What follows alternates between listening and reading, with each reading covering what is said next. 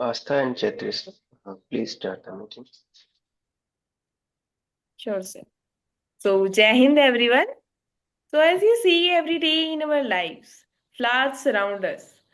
And whenever they appear, they instantly grab our attention.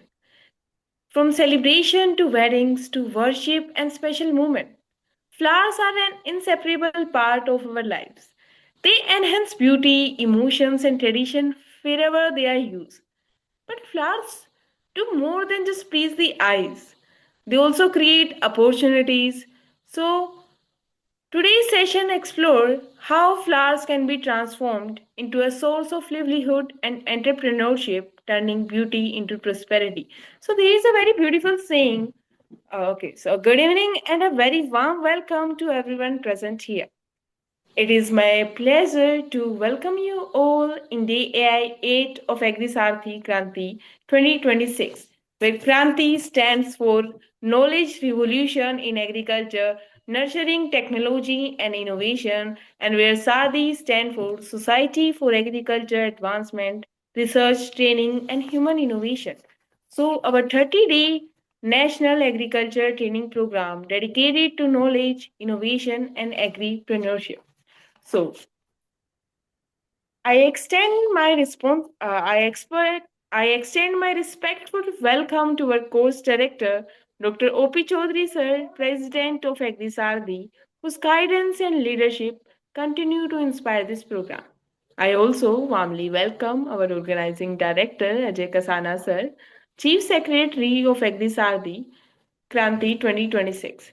His visionary initiative aimed at strengthening agriculture education by connecting science, sustainability, and entrepreneurship. So, moving forward, now let's have a quick recap of previous day's session. So, yesterday we had an insightful session by Dr. Jagdish Prasad sir on crop residue management. The session highlighted sustainable residue management of practices that improve soil health, reduce pollution, and enhance farm productivity. There is a very beautiful saying that sustainability begins with responsible resource management. So, now with this cue, let's begin with today's session. So, today's topic is entrepreneurial opportunities in cut flower. Floriculture is no longer limited to beauty alone.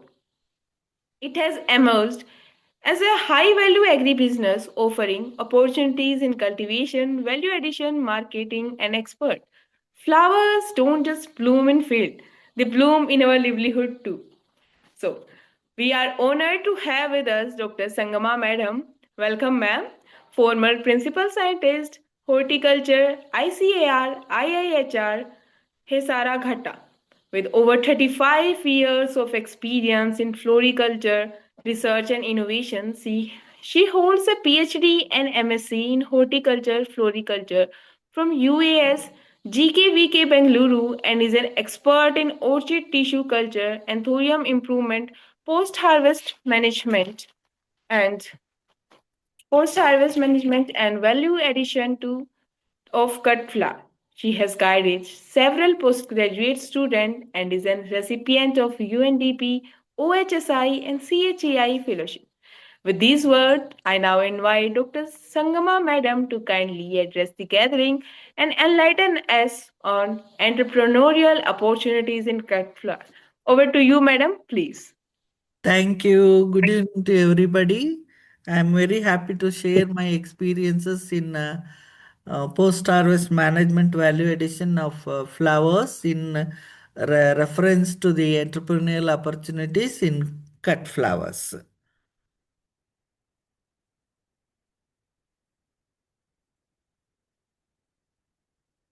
Viper, it is not moving. 1 minute. Is audible? Yes, ma'am, it's audible. Oh, okay. Slides are not moving. Okay. Yeah, as earlier introduction was spoken, earlier we used to think floriculture means landscaping, gardening. Now, beyond, we have reached the aesthetic to the cut flowers. Cut flowers, now we meet the consumers' demand by growing under polyhouse, certain flowers also in the field condition.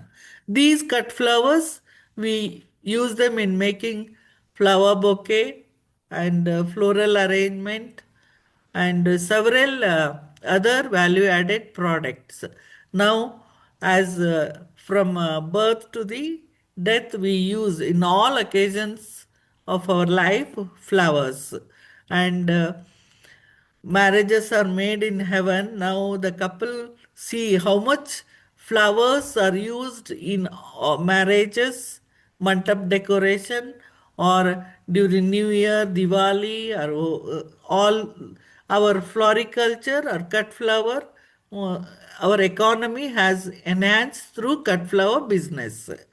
The another one is traditional flowers, which earlier days we used to string the flowers. Even this uh, traditional flower stringing, varied designs are done for to suit the occasion.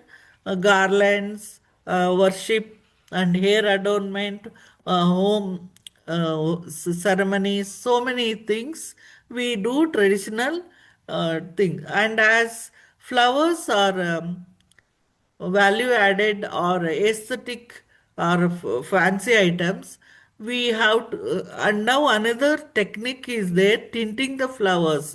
That is, whatever we have advanced in breeding color difference or shape, but in some of the flowers like tuberose we do not have much color variation.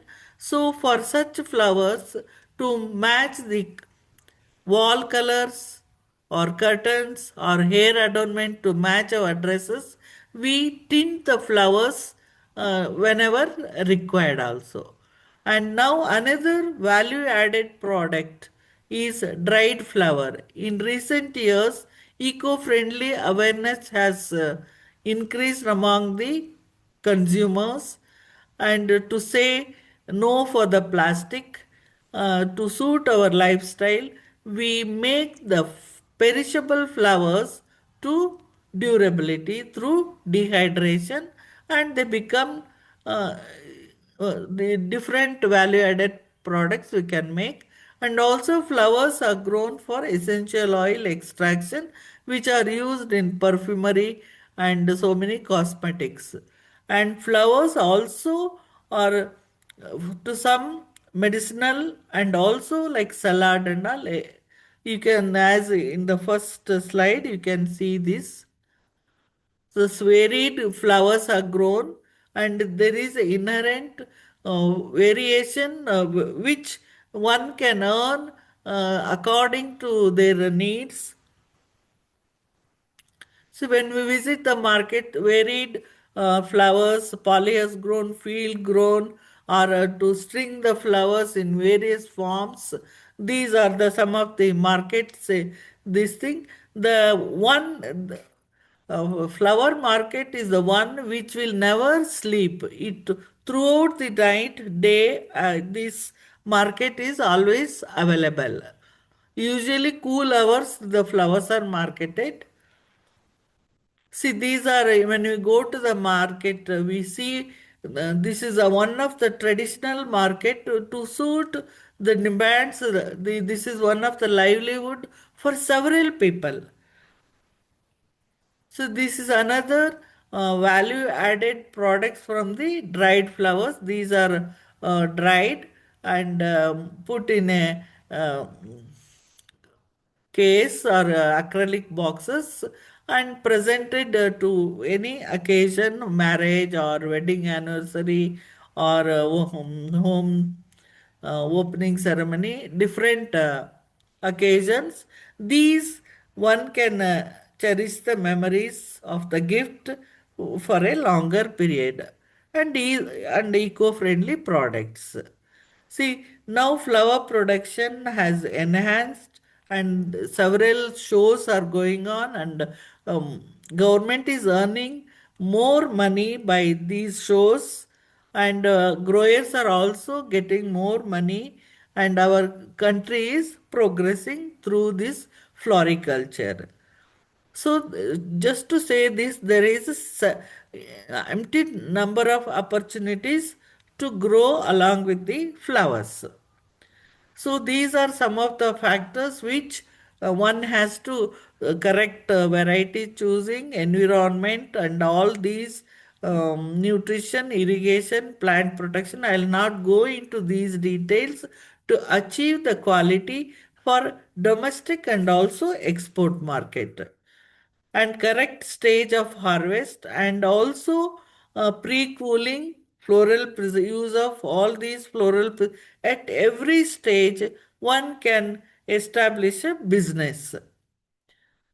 Packaging, storage, all these are very, very important. So just to show several varieties are in the market. They come and go. Some varieties they are in the market for many years. So after production to flowers are graded, the bud size, stem length, these are very important, and depending on the market distance and the season, the different stages, tight bud to open stage are harvested, and then they are graded and bunched and then sent to the market. So pre-cooling is very important to reduce the field heat. By this, the life of the flower is doubled, and then they are graded, bunched, packed. Suitable package is also very one of the important for the transport and storage. Just to show this simple package for the rose, which protects the bloom and prevents the mechanical damage. This is one of the package for the gerbera, because gerbera flower heads are weight, and then the stems are very weak. During storage or transport, the moisture loss will cause structural damage. To prevent, we use the support of the cardboard, uh, and then they are rehydrated, and then they are taken out from the package. So at every stage, the growers are also doing the waste life in evaluation or the quality evaluation, whatever the consignment they are sending. This is very important at every farm to get, or their producers are very quality oriented products. So to enhance the or double the flower life, we use several um, floral preservatives. It is ordered to delay the senescence. One thing from when we compare the fruits and vegetable, there we only concentrate to delay the senescence. But flowers are harvested before they fully open, because opened flowers have got what they were during the transport or handling, they will be damaged. So in order to prevent that, you harvest at early stage and treat with the floral preservatives, so that during storage and transport the flower buds grow and open normally at the market or at the consumer's place. So this is how we evaluate for each flowers, and different formulation: pulsing, bud opening, waste solution, and conditioning. These formulations contain energy source, sucrose, and citric acid. We lower the holding solution in order to prevent the microbial growth. So each flower or tropical flowers have to be stored at 13 degree or above 10 degrees Celsius, and most of the temperate flowers like rose, carnation, all these 2 to 4 degree Celsius. After storage or this thing, the another value addition you must have seen how much flowers have been used in bouquet making or floral arrangement at airport or hotels or hospital or any, even nowadays like vegetable vendors, the flowers are also sold at each street. People purchasing capacity has increased and they are using these flowers to make flower arrangement at home and at different occasions. Okay, there are principles in flower arrangement. I'll not go into this is one of the opportunity where one can do the business uh, for the flower arrangement, small functions or big functions from few thousand to uh, 10,000, 20,000, up to 1 crore, the business is there. So there are different styles of flower arrangement to suit the occasion. So these are simple. See, any flower arrangement along with the major flowers like gerbera, roses, orchids, carnation, there is cut foliage. Cut foliages are used. This is a what we call a big bulk volume and low price cut foliage, but they are used to create the whatever the design dome shape or whatever design is required. Cut foliage and filler flowers like gypsophila, daisies are also used. Then the comes the major flowers like rose or gerbera. These are focal flowers. So depending on the stage, dais, on the dais and front of the dais and the corners, so different vertical and horizontal arrangements and also swags like mantap decoration in the wedding hall, they are used. And see as this is and most of the flowers are along with the cut foliages. So these are some of the floral arrangements. So floral arrangement, for that you need vase, conjane, cicature. This is one who wants to start the business. So very small investment but huge profit is there. Or floral foam. With the use of floral foam, we nowadays it is easy for creating novel designs.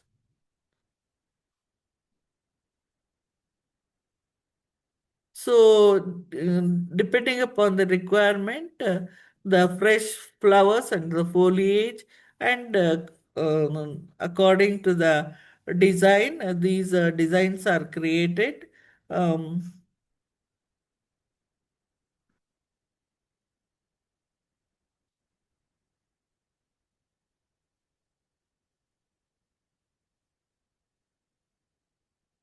So one must take care, uh, alternate day recutting, because when the flowers are held in water, the microbial growth will be there. Those have to be recut and then rehydrate. This will double the life of the flower, or use of the floral preservatives also will double the flowers. And cold storage, these practices one has to do during the flower handling. These are some of the cut foliages used along with the major flowers. Gypsophila is one of the very commonly used filler flowers along with the major flowers. Uh, Tinting is one of the important value addition to the flowers. This is also practiced as and when flowers to match the occasions, and the wall colors, curtains.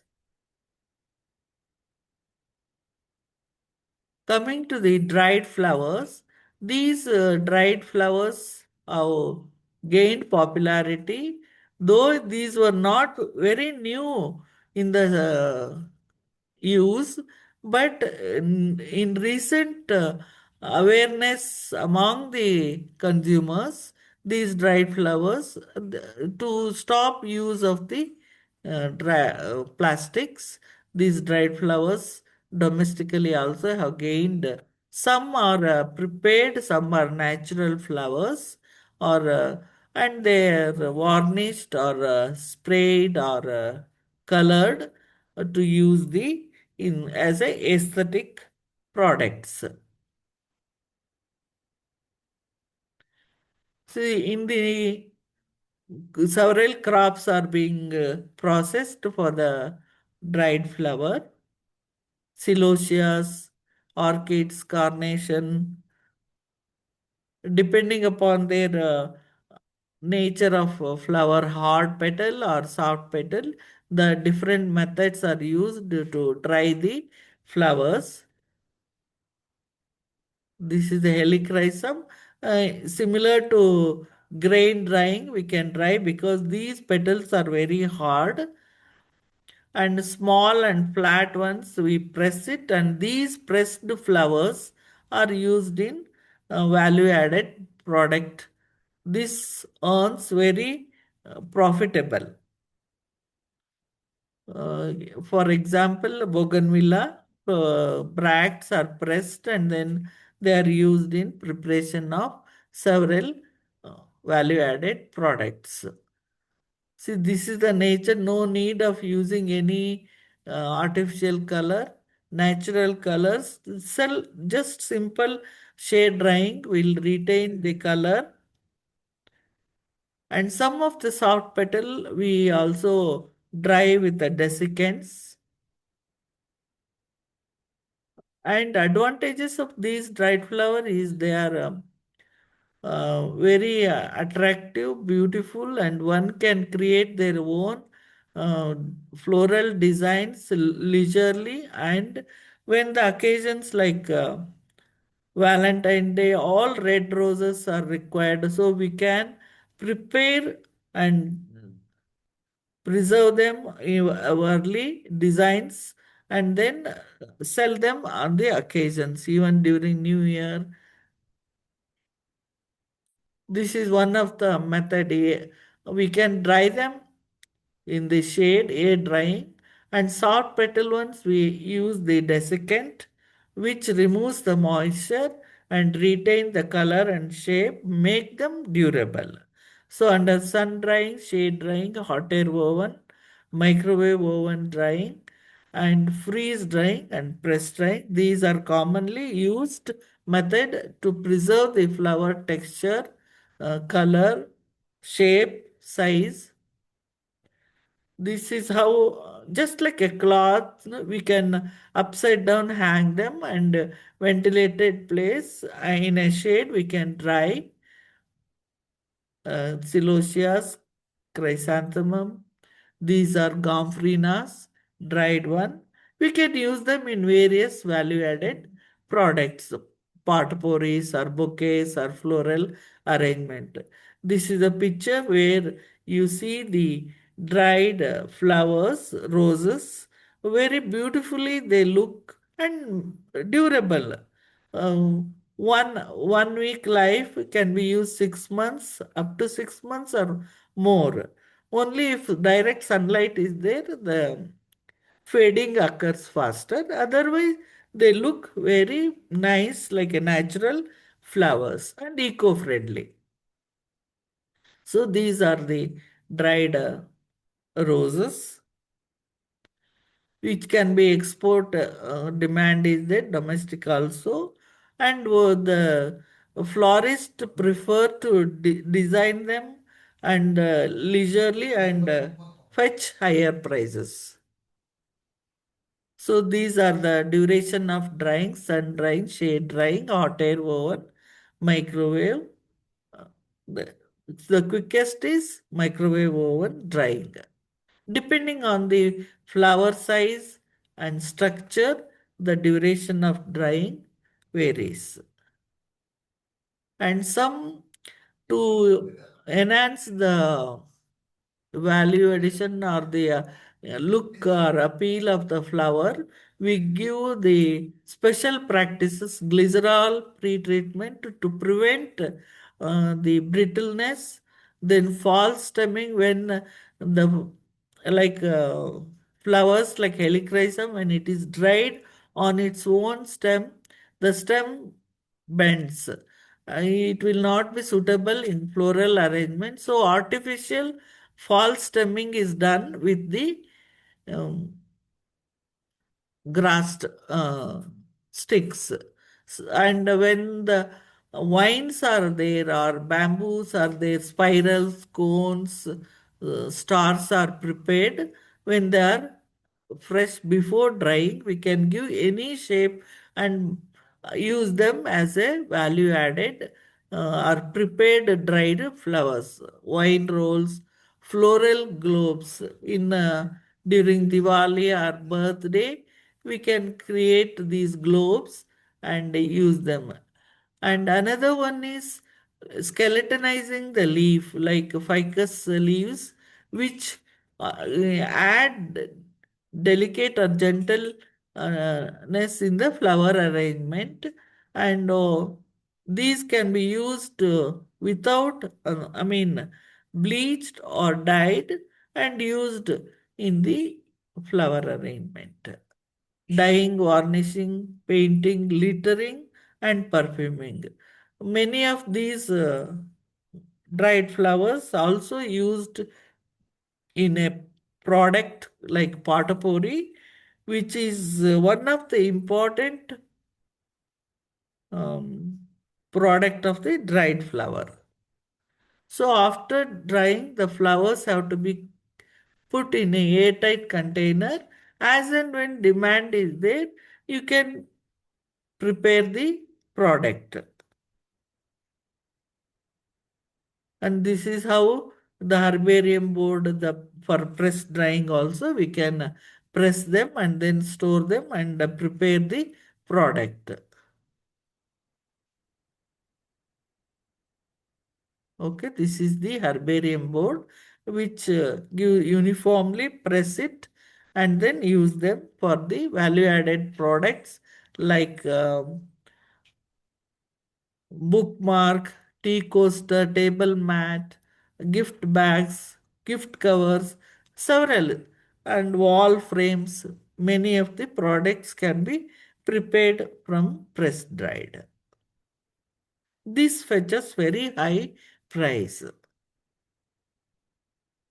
These are some of the value added press dried petals and leaves are used to make the holders, showpieces.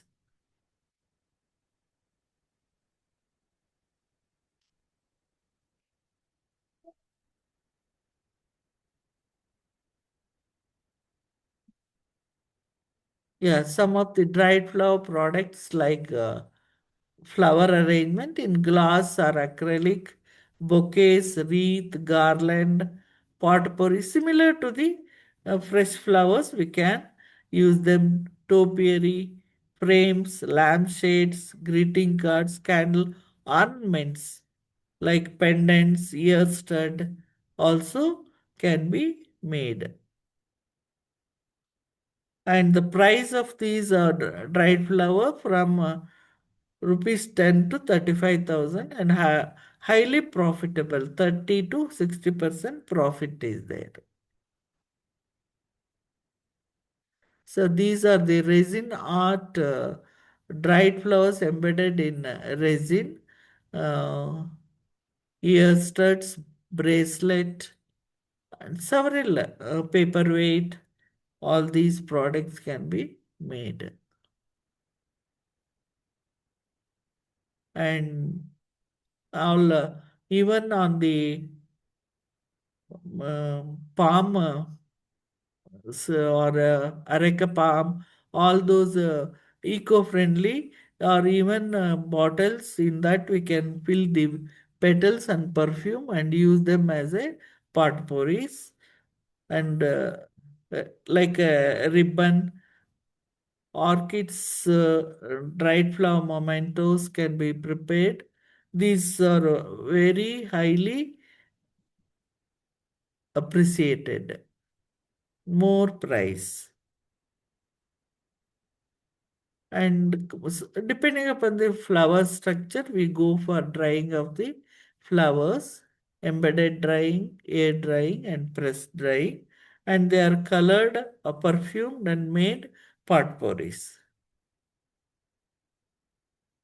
Yeah, we are exporting to several countries these dried flowers.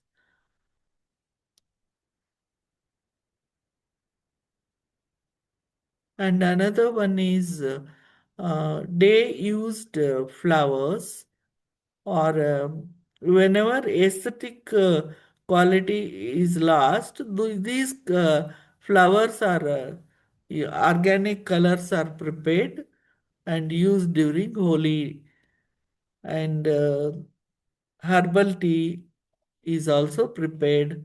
And as you all know that many of the flowers like jasmine, tuberose, the rose, all these athars are, or essential oils are extracted and used in by the perfumery industries. So this is one of the design different combination. There are three varieties in Gomfrina. So we can prepare, and then these become eco-friendly stringed flowers to decorate any occasions. And waste day used flowers also are dried, and then we make the, apart from other organic colors or gulkan, rose water, face pack, and syrup, and these agarbattis are also prepared. This is how the herbal tea we can use at different concentration depending upon your taste. This has rich in antioxidant and make immunity. One who consumes become healthy. It is a very good livelihood for the farm woman. Many we have trained at IIHR. They are really found profitable venture and made several products of their own. One or two designs we can give, but afterwards they acquire the skill. They have created several products and making their livelihood. Even candle decoration, tea coaster, frames, and garlands. Yeah, these are some of the farm women we have trained at IIHR. Yeah, these one thing when they handle, some become allergic to the pollen and also silica gel. So we recommend to cover the with a mask. We have also trained Sikkim farm women. They, because now Sikkim is declared as one of the organic. They are very pioneers in orchid product making. This has got a very potential, labor intensive, low investment, self-employment. With 1 lakh, one can start this. These are some of the products. At IIHR, many guests used to receive these dried flower mementos because these are durable one, can transport to whichever place they have come. These are some of the globes. In any exhibition, the lot of appreciation was there and durable also. Yeah, now these recent trend, this is like marriage, whatever the flower bouquet they have used can be preserved and then framed. So this business also is picking up. Yeah, this is one of the dried roses frame. Thank you.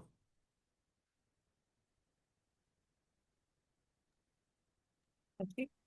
Thank you so much, ma'am. Okay. Your session added beauty to our session as like flowers. So now I want to take permission from you. Our audience wants to connect from you and Yeah. ask some questions. So may I, ma'am? Yes. Okay, thank you so much, ma'am.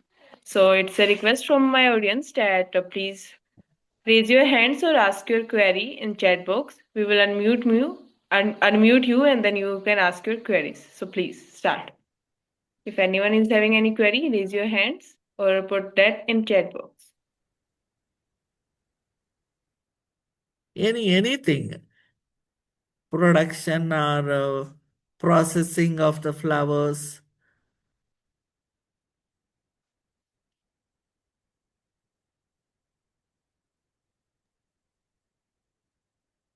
Thank you so much, Dr. Sangama, for such a detailed and in-depth session. So now I request the participants, so please ask the queries because it was just not a session about the flowers. Dr. Sangama also focused and talked about the importance of flowers right from the birth to till death. We are having flowers importance in our life. Okay, and also she have discussed about the entrepreneurial aspects, like how we can take it on as a business. So definitely there are a lot of students who want to ask the questions. So now Piyush Kumar Yadav, please unmute and ask your query. Good evening, ma'am. I'm Piyush Kumar from Gorakhpur. Studied from the Indian Gorakhpur University. Ma'am, I have two questions. Uh, One is how to create a business from floriculture, and ma'am, second question is how to manage different flower waste, like when we go at the temple and we use flowers for worship. And what is the lack of India to farmer neglect this? मतलब कि ये है कि why don't go to make these such things? No, one thing now, this business, like when my days of students, okay, up to 84, I completed my studies and joined. The scenery of floriculture those days only open field, okay. A few flowers only were there. North, if I Yes, ma'am. see, only marigold for garland or puja purpose that was there. In south, few jasmine or barleria, that is also for string and then for hair adornment in south that is practiced or for the puja purpose. Of course, garden display was there, garden landscaping, some importance was given. Now even garden, a lot of tourism has developed, or road avenues are there, no, Avenue. highways, lot of planting is there. From there also our village livelihood has started. So few flowers they pluck, and then especially for the dried flower, very simple seasonal you will be getting. You need not harvest also. The fallen 0.2% you can collect it and then process it, press dried, or any aesthetic plant pot which you can dry it and then color them, perfume them, use potpourri. 80% of the dried flower product is potpourri. and these potpourris are perfumed.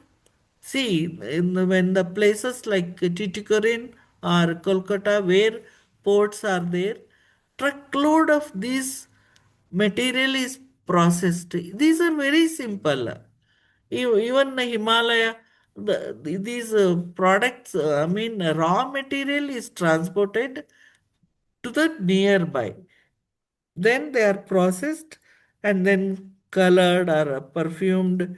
Then the value based products, US or Europe, if it has to go to Europe, they put even the pound, yeah, even the what is that dollar. So those level up to that level, because we have got rich in flora, okay, and human resource, skilled and unskilled. Okay, skilled is floral designing, of technology is there, and then export. They are doing it, collecting, processing. Then their demands are different. This color, that color, depending on the to which country we are exporting, we are processing and making the suitable product, and then and investment is very low, and hands-on training also is available. That is one thing. If you go to the fresh flower, fresh flower also, even in the strings, how much for one housewarming ceremony is there, or any Yes, ma'am. shops are there, how much. When I got married, it is only two garland for the marriage. Marriage is over. Today you see how much flowers are used. That is the demand. Marriages are made in heaven. Truly, the couple experience so much flower use is there. So much, I mean, business. It is ultimately entrepreneurship. How you grow or compete in the market. The quality is one, and this is no doubt like a fancy item. Flowers are fancy item. Every 2 years or 3 years, how our dresses, no, we change our designs. So similarly, the flowers also are in a rose. One variety, of course, the traditional strong Yes, ma'am. There remains are in the there are market. lots of variety now. As few varieties they change.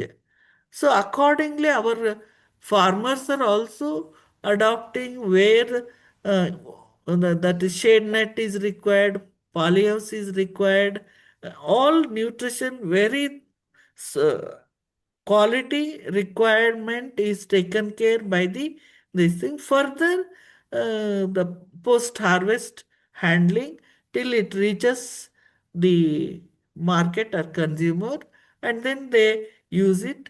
You were asked one more thing, that is day used flowers, or to the worship. Then again they are collecting and then processing for the agarbatti and organic colors. They're sorting out and making it. But for the health drinks, it has to be recommended organically. We have to grow because lot of pesticide is used uh, during the growth of the flowers, flower production. Anything But left? ma'am, one more confusion. Why farmer always prefer grow the flowers and cut and harvest and sell the market directly? Why not should any farmer or any in just in Gen Z generation know anyone to process the flower and make something and sell? Why? What is the lag behind this? No, one thing, everywhere it happens, they concentrate on the production. Again, process is also another thing. On farm processing also they can do it, but they limit the maybe skill, we can say, or as such if you go to the farm problems are different. So much labor problem they say. Again, value addition Another law, big labor requirement is there, skill requirement is there. That may be one thing. Uh, but now up to market, packaging, storage, that they are taken care. Without that, our flowers wouldn't have reached or so easily they are handling, creating floral Yes, ma'am. It's so designs. easy, but Yeah.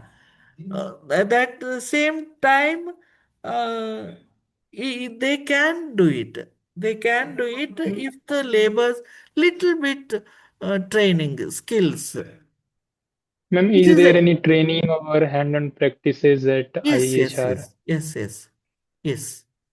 Ma'am, Eh, because we want ki, there are so many farmers who only grow and sell the yeah, produce, but yeah, we want to manage the yeah. waste. Yeah. Managing the waste and also value addition, they they can only supply is not just in between. These fine art persons are also come. I don't know how much. uh, Now each one Yes, has ma'am, got. I I also remember now. do some Yeah, pressed product like on chart paper, on yeah, bags. yeah, So because ma'am, in horticulture section, fruits and vegetables and others, ma'am, but these sectors मतलब ये less concentration लोगों का जाता है इसमें yeah, yeah. कि Though मतलब though the nowadays the for what is that earning from the floriculture is higher. Okay, but to handle them it needs more sophistication. I told you in the beginning, fruits and vegetables they only concentrate to delay the senescence. But here what happens if we allow the flower to bloom on the plant, then handling becomes very difficult. Open flowers na, we always harvest in the bud stage.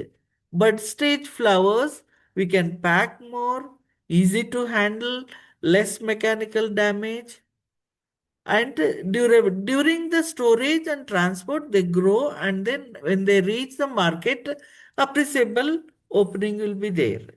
For example, roses, if they are only in angular opening stage, no, they are much preferred than the butterfly fully opened one. So all these factors, varietal and handling procedure also matters a lot. Depending on the market distance, season, we have to adopt the techniques available. Thank Cold. you so much, Daksha. Uh, uh, We have the next query from Simi Tanya, and she is the UG student from Hyderabad, Telangana. And her okay. doubt is the life of flower is so less, and we often see merchants throwing away most of the flowers into dump. And as some flowers shed their petals easily, so her question is, at which time or period of flower the harvesting should be done in tropical climate, and how can they promote the merchants to reuse the flowers at the end of the day rather than throwing that away? Like, is there any value addition so that these cannot be wasted and utilized in a better way? That each flower has got optimum harvest stage. Now what happens? That gave the example of rose, angular shape is more preferred. In case of chrysanthemum, if we open flowers we harvest, but fully opened ones, what happens? They start shedding the petals. So we have to harvest at the correct stage and then store. If we leave on the plant, shedding is more. If we harvest at tight bud stage and store them, and it will last long. The in market also it will fetch the good price. And sometimes what happens? Sometimes what happens? Um, Growers or the traders, they cannot sell the flowers at that time when it has lost its aesthetic quality or wilting. Then we cannot do the drying. For best form only we have to use for drying. So when it has lost its aesthetic quality, we have to go for uh, color, organic colors or uh, agarbatti form, like that. Different products we can use it. Okay, thank you, Daksha. So there is one more question from Saurabh Raj. Like farmers prefer the agronomic, like the conventional crops in their fields instead of floriculture. So how we can encourage farmers to grow flowers, because we can see a lot of scope in the floriculture. So like how we can reach Yeah. out to the farmers and how we can No. motivate. Yeah, yeah.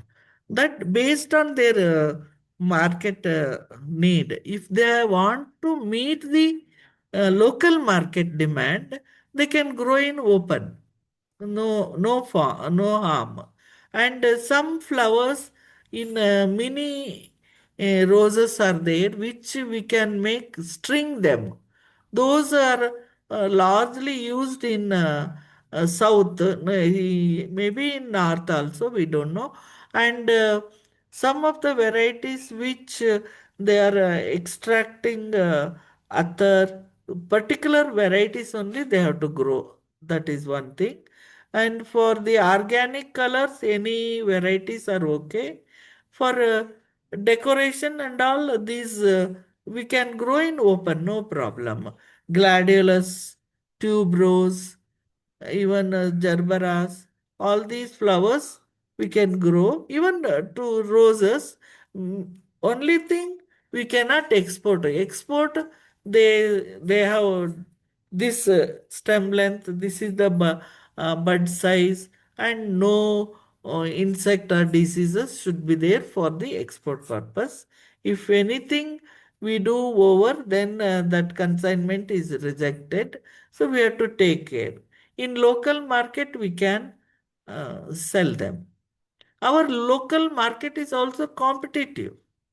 They can earn all season, marriage season, Diwali, New Year, Valentine Day, Father's Day, Mother's Day. Earlier, all these days were not there.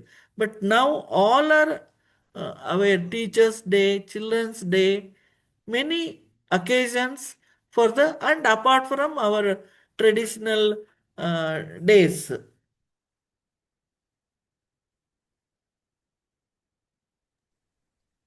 Thank you so much, Daksha. So we will have the last question for today because our next guest have joined us. So today's last question is, this question is from Sai Kunal, and he is from the SKUST Jammu. His question is, nowadays artificial flowers made up of plastic, clothes, jute, etc. are used instead of original flowers. As artificial flowers has the advantage of reusing it, hence minimal investment which makes more profitable. So has it impacted floriculture industry in recent years, and how do you see expansion of floriculture industry in future? In that angle, no, some so with the knowledge, we should stop using. Even when I say with the floral preservatives, we can double the life of the flower. Our farmers again say, no, who will buy our flowers? That is there, feel of that. But it is why we have to use the cold storage or packaging or floral preservatives, have the quality so that we can compete. Today consumers, they have money, they want quality. To have the quality, we should follow these things. Okay. And another one is fabric flowers are there, other eco-friendly, we have to encourage, no problem. But use a nowadays, no, like a lifestyle, nobody has time because fresh flower we have to keep in vase, change the water, recut. They don't have time. So if dried flower, it has got its own beauty. uh, so people started liking. Northeast, they are preparing the flowers with solo pith, and then they are dyeing and giving the aesthetic value, and they are durable up to 6 months. They keep at home, or next New Year they will throw, or next Diwali they will throw. But even if they throw, these are plant products, no harm to the environment. Okay. Thank you so much, Daksa. Astha and Chatrisa, please carry on the session. Okay. Okay, Thank thank you so much, ma'am. Your session was really interesting and surprising for all of us. Thank you for sparing your busy time for us and making our session so beautiful. So now I would like to conclude the session with a quote. When experience meet passion, even flaws become engine of entrepreneurship. So thank you so much, ma'am, for coming. And now for further proceeding, I would like to call Chetrisha to start and give a light to our session too. Thank you, ma'am. thank you. You can. Thank you, Asa. Good evening once again to all the participants. As we continue with the day 8 of Agri SAARTHI KRANTI 2026, we now move towards a session that addresses one of the most critical challenges confronting modern agriculture: weed management under changing the climate. As rightly said, sustainability in agriculture begins with informed and integrated decision making. The topic of today's session is Indian agriculture challenges and prospects and recent developments in weed science. In context, the climate variability, herbicide resistance, and integrated weed management has emerged as a cornerstone for ensuring crop productivity, environmental safety, and long term agricultural sustainability. This session will provide scientific insights as well practical perspectives essential for researchers, students, and field professionals. We are highly honored to have with us Dr. Samundar Singh sir, a weed scientist of international repute and distinguished leader in the field of agronomy and wheat science.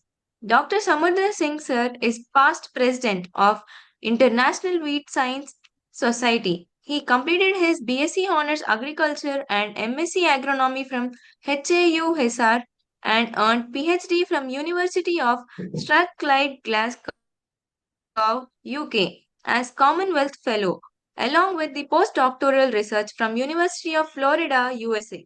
He joined HAUHR in 1984 and retired as a professor and head of the department in agronomy 2020. He also served as a director at Micro Irrigation and Command Area Development Authority, Haryana for 2021 to 2025. Dr. Singh sir was first scientist to report herbicide resistance in India in Phalaris minor in wheat and has made contributions in resistance detection, resistance management, and integrated wheat management strategies. He has developed rapid detection technologies and techniques for herbicide resistance and establishment sustainable weed management frameworks for Indian agriculture. He is a fellow of Indian Society of Wheat Science, Indian Society of Agronomy, Wheat Science Society of America. He has published moreover 155 refereed research papers and presented his works across 111 national and international conferences worldwide. With this brief introduction, it is our privilege to invite Dr. Samardhar Singh sir to kindly address the gathering and enlighten us. Over to you, sir. Thank you. Uh,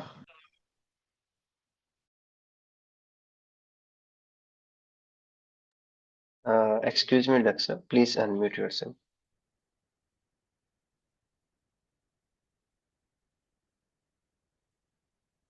You are muted, Daksa.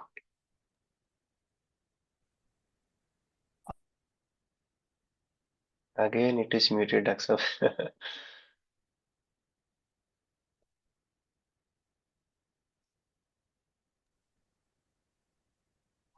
is it okay now? Yes, sir, you are audible, please. Good, thank you. So,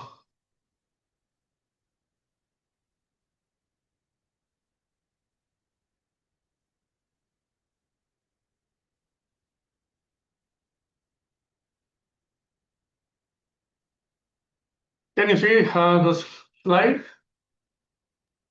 Yes, sir, slides are quite visible. Can you please make the full slideshow? Okay. So,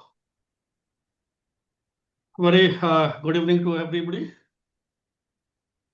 And my topic today is integrated weed management. So, why weed management? If you look at the losses caused by weeds, they are much more than your insects or diseases. And when the weeds are small, many farmers feel that they can uproot them by hand. But by the time they are uprooted, the loss has already been caused. And if you look at the slide here, the maximum losses by weeds is in India compared to US, Pakistan, China, New Zealand, or Australia. That's what I have given some example here. So why this is maximum in India? Because of our weather. Then we have invasive weeds also, like Parthenium, lantana, and many others. So invasive weeds has caused losses about. Hasn't it started? Yes, sir, it started. It will be better if you make it the full page. वो जो नीचे slide show का option है doctor साहब उसको enable कर देते हैं आप Okay. वो नीचे सर कंप्यूटर सा दिख रहा है ना प्लस माइनस के बगल में हाँ इससे भी हो जाएगा Is that okay? Yes, sir, please. Good. So the losses by invasive weeds are of the tune of 11 billion in India, and they are much higher in China and maximum in case of America. And you see on the bottom here, we have cotton plants full of weeds. And on the right one here, this is a cluster bean. You don't see even the crop there. So that's the loss weeds can cause. If you look at the global production of wheat and rice, whatever is produced in the world is almost consumed the same amount. And sometimes the consumption has increased than the production. So we show that, we have to produce more of these crops. Sometimes our policy planners think that, we have to stop rice wheat and we should divert to other crops also. So these are most assured crop and farmers can get, a good price for them. And we can export rice also. We are exporting, may not be in case of wheat. So what we see from the present situation in case of wheat, we have almost reached a plateau. We cannot expand the land here. It's not more than 32 million hectare, and the production is less than 110 million ton, and productivity is less than 4 ton per hectare. So this is very low compared to many other countries. And if you look at the situation in case of rice, again we are less than 4.5 ton per hectare. And maximum we have achieved in the last 2 years, the production has almost reached highest, and there has been some increase in the area also. So this is because of the trend of rainfall, that more area were diverted towards rice. When we look at the inputs we are using, basically how much land we have, fertilizer and herbicides which we are using. So we are number one in case of area, but when it comes to other nutrients or herbicides, we don't fit anywhere in the top 10 countries. Colombia, Vietnam, they are very small countries. They are using more of the herbicides. And we have a taboo here. We said that, we shouldn't use pesticides. Sometimes you have to use that also if you have to increase your productivity. So it's more necessary, and we have to increase the use of herbicides, and we need more number of herbicides to manage weeds in different situations. When it comes to fertilizer, we have to be a bit cautious. We have to use, judiciously, otherwise we can have problem. When we look at the malnutrition, maximum malnutrition is in case of women and child in India compared to other parts of the world. And if you look at, the consumption of diet, we are even below Nepal. So Nepal is, we consider as a poor country, but we are even behind Nepal as of today. So if we control the weeds, we can increase the yield by 74% compared to 30 or 40% by insects and diseases. So this is most important, that yes, we have to manage weeds. Because of extreme events, the world has lost 3.26 trillion since 1991. This is the report of FAO only in November 15, 2025. So the loss is, GDP is 4%. And if you look at, this is 99 billion per year. And mostly because of droughts, floods, and heat waves followed by pests. These losses are more in case of, Asia compared to other countries. And when we talk about Africa, in absolute terms, it's more because their productivity is even less. So when we look at, the marine productivity, there is no good estimate, but still we feel a lot is being, changed there. And the global warming is hitting marine life also. And that will affect the livelihood of 500 million people. The CO2 has increased by a record level. And again, this is a report from UN. The greenhouse gases, carbon dioxide, methane, and nitrous oxide has reached a record level in 2024. And one molecule of methane causes global warming equal to 25 of carbon dioxide. And as of today, we feel that carbon dioxide is the main culprit. So the concentration of CO2 was 425 ppm, and methane was 1942 parts per billion, and nitrous oxide at 338 ppb. And this is, the highest last year since the record were made. So the 3.5 ppm increase from 2023 to 2024 was the highest in 1 year. So this is a huge, increase when the record was started in 1957. This is as per WMO. When we look at the different factors, affecting agricultural productivity, after weeds and insects, this is global warming. And because of global warming, we can lose 12% GDP with every 1 degree increase in temperature. So if you look at greenhouse gases emission from 2000 to 2021, this is huge amount there, and this is very challenging for us to meet. Where we stand today, in the last 50 years, we have increased our productivity significantly, but now we have reached a plateau, and we are using less of crops because the variety has been evolved, and there is loss of biodiversity, which is most important when the global warming is coming up there. And the rate has declined since 1980 in the productivity zone. So we have reached 80% of the yield plateau, and there is not much scope of increasing our land because we are using more than 80% area under cultivation. Country like America, they are using only 35% of their land for cultivation. China has taken the land from African countries and is growing crops there for its local consumption. And we have the only way out is to increase the yield vertically by cutting down all the losses by pests here. So because of climate change, by 2070, we feel that India will suffer by 24.7% compared to 16.9% for Asia Pacific.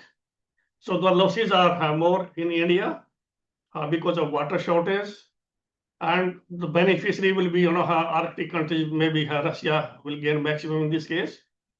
When it comes to productivity, if you compare paddy, wheat, and other cereal pulses, India is far behind Brazil, China, and USA.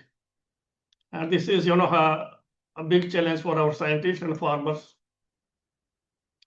So the cause of this global warming is because of agriculture, and agriculture has been adversely affected by global warming, but the solution also has come from agriculture itself. When we look at decline in wheat productivity, by 2070, we lost almost 40% of wheat production. This is on the left side here. And if you look at the picture on the right side, this is chickpea. When the temperature shoots up during the harvest, you can see significant reduction in the grain size. And this is, a real happening in Northwest India. The smaller size is no good for anything else, except just to throw it away. Even if you fed it to the horses, they can bloat and they can die. So this is the situation now.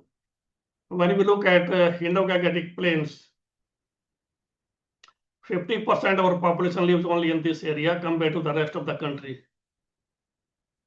And this is here where the shortage of water is there, where global warming is having most effect. And we want to grow more than one crop in this area because of irrigation facilities. The land is degraded, and it will be worst affected by global warming due to water shortage in the years to come. So what's happening in global, heating?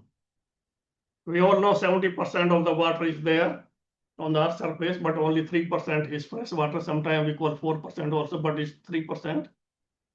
And as per UN report, 67% of the world population is water stressed for a month in the year. 1 billion of developing world has no access to quality water. I'm not talking about, MP or Gujarat. And from 1993 to 2010, 2150 gigaton of underground water has been extracted in case of northwest of India and northwest of US. And because of that, the earth has been rotated 80 centimeter towards the east. And this rotation will cause, many unwanted consequences. And let's hope, there should be no more tsunami, no more earthquake or flood there. But if the, earth is rotating, yes, it's possible that we will have some adverse effect. Water is not only required for the plants to grow, but also this is must for herbicide efficacy. And water shortage is predicted that it may lower GDP by 6% by 2050 as of today. Again, there's a groundwater contamination. This is a report by Ministry of Jal Shakti, and this is 2025. They have analyzed some samples in different parts of the country. And what they found that, Punjab and Haryana were among the most affected because of the pollutants that include heavy metals and agricultural runoff. So the highest concentration of uranium was found in case of Punjab. This was more than, accepted limit of 30 parts per billion.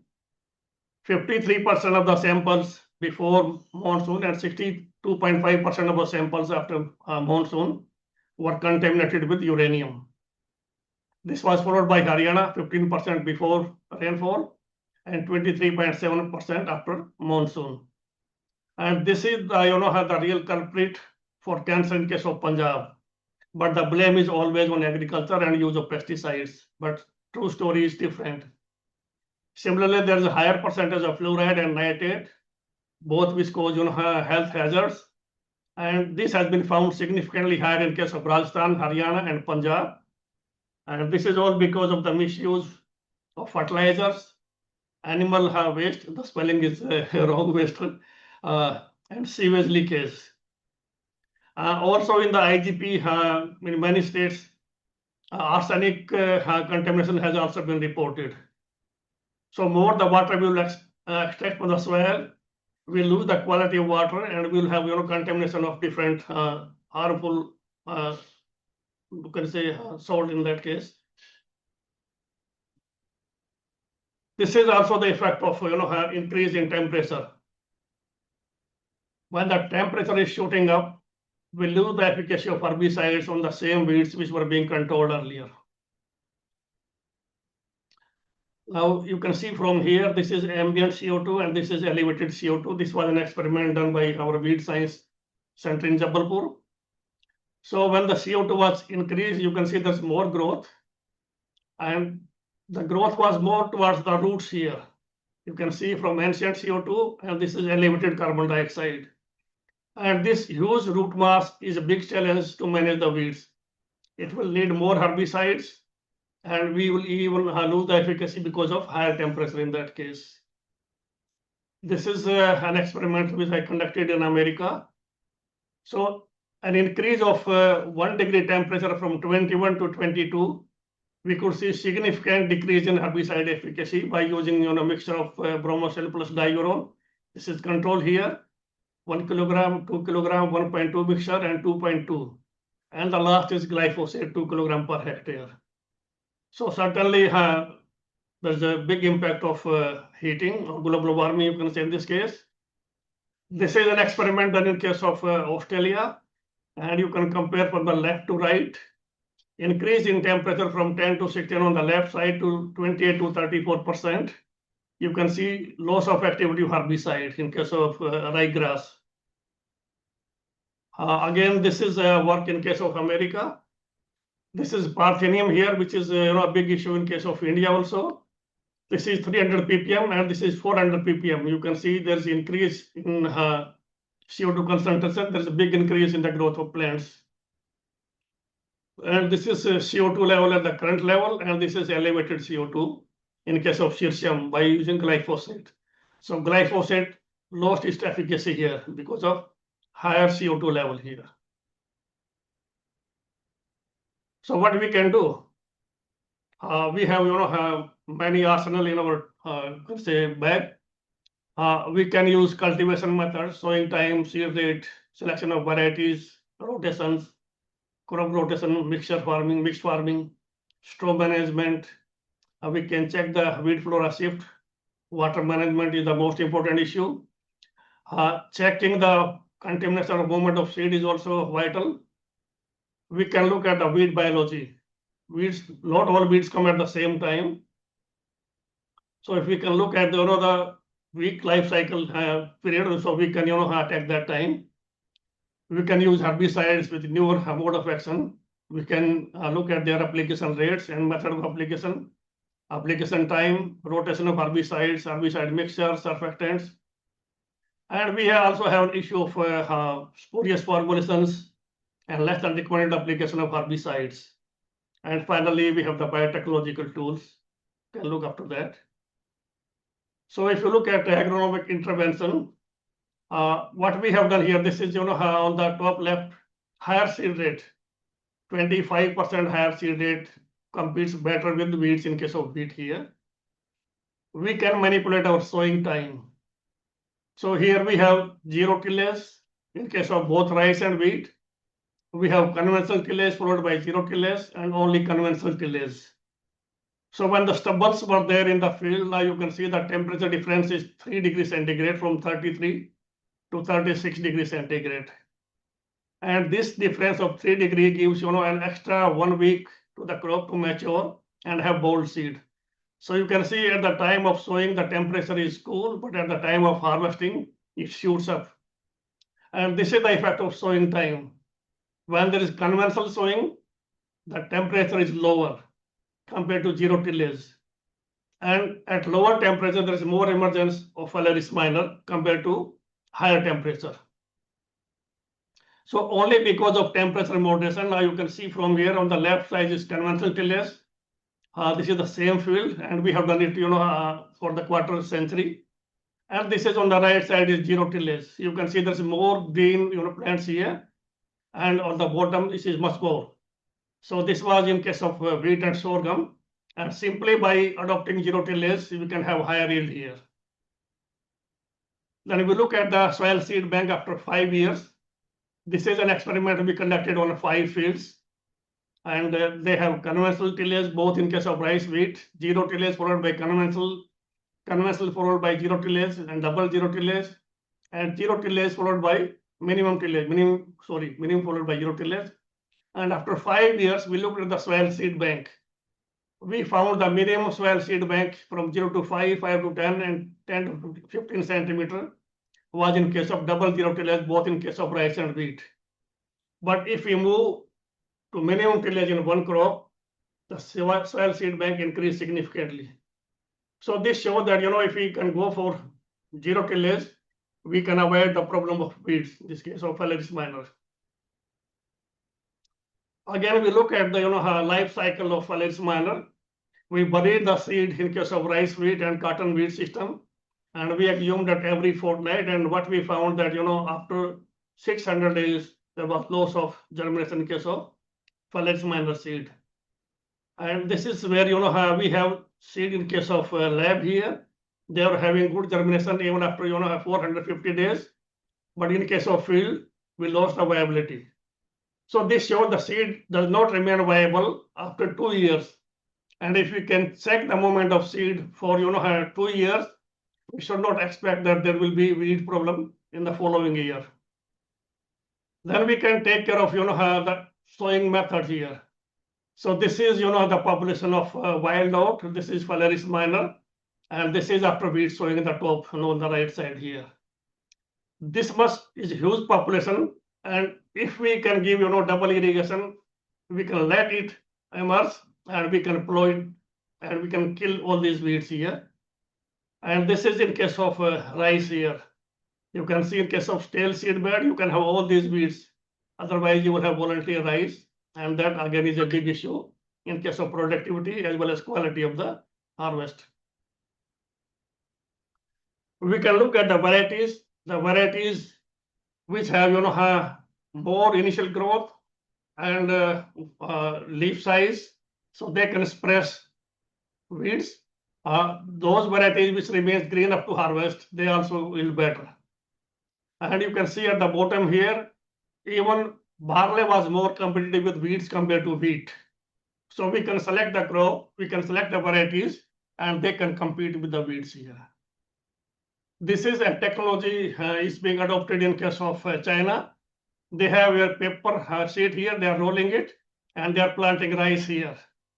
So this seed will decompose after 2 to 3 months, and it checks the emergence of weeds here. Now you can see this is clean field, and this paper sheet is all dissolved here. So this way, without using herbicide, without using any other tool, you can have a good control of weeds here. We can use the straw also, and this is in case of wheat here, we put the straw. This is sugarcane which is harvested. So when you put the straw on the rice field, it will check the emergence of weed. It will check the loss of water, so we can save moisture and there will be less weeds here. And this is much better than burning the straw. It's better that you can make use of the straw left over after the harvest.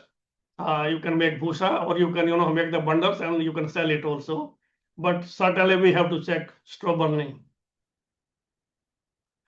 There's an effect of fertilizer also. This we have looked at DSR. So transplanted rice and DSR, we checked about fertilizer. This is on the right side top. You can see this is 1.5 more nitrogen, 1.5x more nitrogen than the left side, which is recommended one here. So you see more weeds here, and even the seed size has decreased significantly. So unnecessarily we are adding more fertilizer than the recommended one, or which is required by the crop plants. And you can see the difference in case of high fluorescence also. The top one is 1.5x recommended nitrogen, and bottom is recommended one. So even the panicle size has decreased because of higher fertilizer. But farmer feel that more fertilizer will be yielding more. That's not true. This is an experiment we conducted under lab condition. We use recommended NP and K here, 110% and 120% of NPK. We applied herbicide pendimethalin plus metribuzin and pendimethalin alone here. So this is control. This is pendi plus metri, and this is pendimethalin alone here. So you can see in the mixture you are having good control. But if we increase the fertilizer rate here, we lose the control here. So with 120%, you can see in the mixture also, some plants are still surviving here. So increase in the rate of fertilizer will also need to increase amount of herbicide to have the same level of effect. And in case of pendimethalin also, you can see from the left one, the third pot, to the middle one, and the last one here. So you can see more robust growth of wild oat here, only because of fertilizer rate. We can use harvest seed control. In that case, we can collect the weed seed. We can use them, even for poultry feed. They can also be sold, around 10 to 12 rupees per kg. But if you have, weeds like this on the bottom right photo, you will not have a good crop here. Again, I'm coming back to IGP because this is the most productive area in the country. And what we have done here, we have used, wheat with drip irrigation. This is at farmer's field. This is DSR with drip irrigation in case of rice. Many farmers, they feel that, drip will not work in case of rice and wheat. But we have shown it to the farmer that this fits well and this can work in both crops. So otherwise you can see weeds in case of wheat at the bottom here, in case of rice. So by using drip irrigation, you can minimize the use of fertilizer, irrigation water, and you can harvest a better yield. Excuse me. The water requirement in case of wheat and rice is, huge. If you look at the liter per hectare, it's a big number here. But by using drip irrigation, you can save 60 to 65% of water, and you can have 10 to 20% or 20 to 30% in case of rice, higher yield. And what we found that, you can see the inflorescence at the bottom on the, top one is with drip irrigation, and the bottom one here is flood irrigation. Even in case of wheat, the grain size and number of grains per more, and we cannot survive by flood irrigation because we don't have that much water for the future. What again we found that in case of drip irrigation, there were less diseases. Now you can see on the right side here, in the rice, with flood irrigation, you have the disease coming here. It's neck blight. In case of drip irrigation with the DSR, there is no disease here. And the same is at the bottom here. So we repeated this at the 3 farmers field for twice, and we got higher yield. And then rate was also ₹100 per quintal more because of the bowl size. So this is the advantage of drip irrigation, or we can say micro irrigation. And this is increasing at 9.4% annual rate. And by 2028, we feel that this will be $17.8 billion US market here. This is in case of the world from 1981 to 2015. This is a steep increase to 8.2 billion in case of micro irrigation. This we did in case of cotton here, and within 10 minutes, by using micro irrigation, we can irrigate 8 acres of land with 10 minutes only at the beginning, and later on we can increase the time. And the weeds will come only when the water is coming there in between the rows. So we can apply herbicide, and the bottom, left photo, you can see 1/4 of amount of pendimethalin applied to the drip irrigation provided weed control up to 65 days. After that, crop, Hamas will take it over, and even weeds comes after that, they will not have any adverse effect on the crop here. So again, we have 2 types of application of herbicides with rice: wet DSR and dry DSR. Dry DSR is when you plant it and then you come back and then apply herbicide.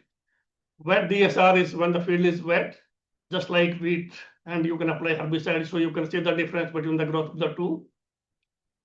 This is the map of Punjab, and they have specified the area which is good for direct seeding of rice, depending upon water availability, depending upon the soil type. So if we can look out for the area which is good for DSR, we can recommend it farmer that yes, plant DSR there. Here you can see the effect of herbicide, and this is the check here. So there is a good control of weeds here by using herbicide. The only issue is we have to use herbicide more than one time, maybe 2 or 3 times, and we have to use mixture of herbicide 2 or 3 times, 2 or 3 herbicide mixture here. But we can get good control of weeds by using herbicide mixture in this case. Then we have herbicide tolerant crop also. There was some variety released by IIHR Delhi, and these varieties are no good because Leptoclava is coming as a major weed, and again there's a disease, Bacana disease, which comes in transplanted rice. But if we go for direct seeded rice, we won't have this disease problem. And there is no Leptoclava problem also here with DSR using drip irrigation system. So this image resistant rice is not effective because the cost is higher, doesn't control Leptoclava, And if you apply it 2 times as per recommendation, you can have, suppression in the growth also. And many viney plants are not controlled by this. So again, you have to use more than 2 or 3 herbicides. That adds up to the cost. So these IMI-tolerant rice varieties are no good for Indian condition, or maybe where there's no problem of red rice. And again, in case of clear field rice, which is IMI-tolerant rice, so these experiments were conducted in America, and they feel that there could be outcrossing, and this has been confirmed by DNA fingerprinting. So this is not a good technology, but someone in IRI or IIHR are promoting this one, and particularly I'm not in favor of that, because we have the other tools with us. We can manage weeds, and there's no added advantage of IMI-tolerant rice, because there's no increase in yield, and doesn't kill all the weeds in case of rice. Applying 2 times herbicide will have residual effect also, which is harmful for sensitive varieties, after sensitive crops after that one here. This is a new technology. This is called a Sangama crop booster here. So these are some, you can say, just like your 50 pence here. So these are made of 7 metals, and they transmit signals by the water in a passive way, and they can send 3,000 plus quantum waves in the water. They have an algorithm. The life is only for 2 years. But what we found that when we use this one, this is in case of cotton here. So within 1 or 2 months, there was significant difference in the growth of cotton plants, both shoot as well as root. And now you can see the effect of this microtransmitter. This is your chickpea. You can see the growth here. The one on the left here, you can see on the root, there are more nodules compared to the one on the right, which is control here. And in case of cotton, you can see the growth in root and shoot. And what we found that there was increase in the ball weight by 2 grams compared to flood irrigation, and 1 gram compared to drip irrigation. So this is drip irrigation in the middle one, and drip plus microtransmitter. Again, we looked at different crops, and this is particularly I'm giving the data about banana. So this is with and without microtransmitter. There was difference in the yield from 7 to 8 kilogram per plant in case of banana. And when we looked at the microbial population after 1 year, we found that there was 1600% more microbial population when the microtransmitter was used, and 19 times more fungal population there. When we look at the organic matter content, this was 0.6 compared to 0.52, and the P2O5 in this case was 47 kg compared to 19 kg in case of control here. They both were having drip irrigation. So this is the only difference because of microtransmitter. And the company is feeling that we have polluted our soil. We are adding more and more pesticides. And if you can use this technology, we can correct the negative effect of these contaminants. In some of the crops, we can use different kind of lights also, and that also depending upon the crop, you can stimulate the growth there without using any herbicide. So hydroponics is coming up in big way by growing 15.6% CGR. So this is being adopted in case of large greenhouses in many developed countries. The next issue is how to manage by using herbicides. So as I have shown you before, Brazil, US, Argentina, these are the 3 main countries which are using more herbicide in the global market. And India is not even in the top 10 countries. The global market from 2024 to 2033 will increase from 34.2 to 46.6 billion US dollars here. So herbicides are more being used in case of Asian countries.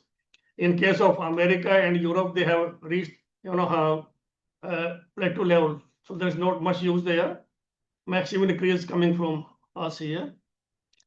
And if we use more of the herbicides, for continuing the same herbicide over and over, we can have resistance in weeds also. And as of today, there are 563 resistant biotypes in 278 species, 160 dicots and 118 monocots. Resistance has spread in 75 countries in 102 crops worldwide to 176 herbicides. And maximum site of action of herbicide is now increased to 31. Out of that, 23 are resistant now. And if you look at the situation in case of Asia, China is number 1 with 54, followed by India, then Japan, South Korea, Thailand, Pakistan, Philippines. They also having some. And sometimes people consider Turkey part of Asia, part of Europe also. So this is the situation in case of Asia Pacific or Asia region here.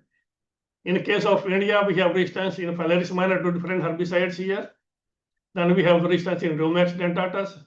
We have resistance in Polypogon, Vina ludoviciana, Chinopodium album. This is all in case of wheat. And then in case of rice, we have Cyprus deformis, Pisparibae, and Echinocula crusgalli.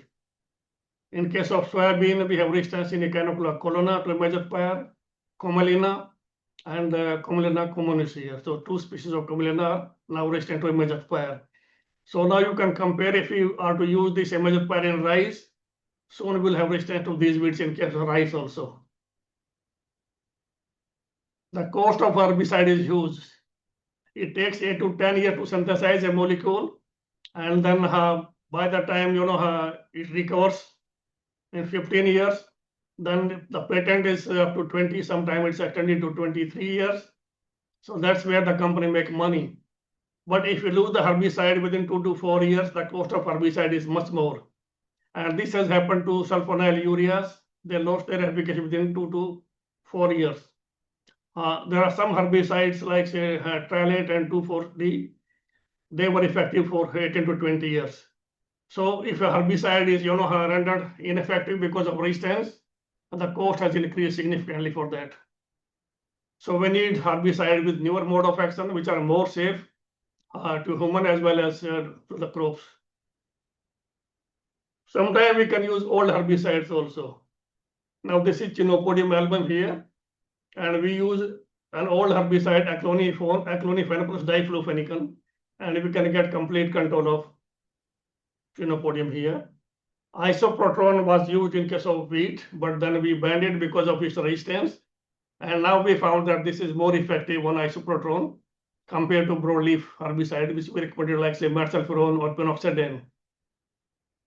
Again, this is a new herbicide, haloxy plus fluroxypyr, and this is also giving good control of broadleaf weeds here. We can use herbicide mixture or application in case of sequence. On the top here, we have Cirsium arvens. This is control here, followed by carfentrazone, Roundup, and then we have mixture of Roundup plus carfentrazone. And the mixture is showing clean field very quickly compared to Roundup itself or carfentrazone. Again, we looked at Fumaria parviflora. This is untreated check here on the left in the middle. Then we have Fumaria parviflora with carfentrazone 20 gram, metsulfuron 4 gram, and the mixture is giving much better control than either of them. On the bottom here, you can see pre-emergence followed by post-emergence, and you can see how much weeds are being controlled here. So we can use herbicide mixture, we can use sequential application, we can use surfactant adjuvants to increase herbicide efficacy. Then this is about spray technology. The backpack sprayer comes with hollow core nozzle, and this is not good for herbicide application. And this is the tractor spray, normally for insecticide, but this is also being used in case of wheat. So we can use only flood jet or flat fan nozzle for herbicide spray. And now we have drone also here, and like this is a tractor sprayer. Excuse me.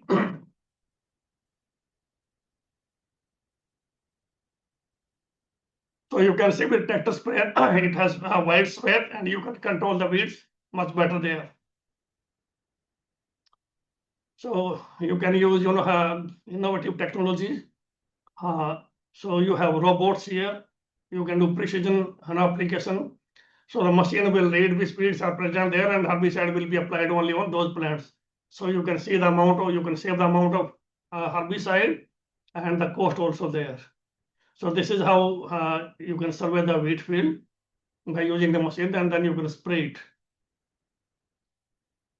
So this is having a computer, and this will apply one herbicide or mixture depending upon the wheat flower which already we have scanned in the field. So when we looked at the drone here, still they are not being approved by for herbicide use, but we found better efficacy compared to backpack sprayer here. So this was done 5 years back in IIHR. So the drone technology is coming in a big way, and from 2023, so the market was 4.5 billion, and by 2028 it will be 17.9 billion, and China is #1 in case of drone technology now. We can use electric or microwave, and they will also kill the weeds, and this is applied in case of crop where the weeds are coming on top of the crop. So you can use electric or microwave, they will kill the crop part and the weeds will die. Microwave is costly and has not been in the farmer field, but it can kill the weeds that way also. We can use herbicide synergist, we call them mixed function oxidase, and in that way we can increase the efficacy of herbicide. So this is, you can see in case of pods and also in case of petri disease. The one on the left side in all of these one, they are a control one, and then you have the herbicides alone or with MFOs, and you can have better control with these MFOs.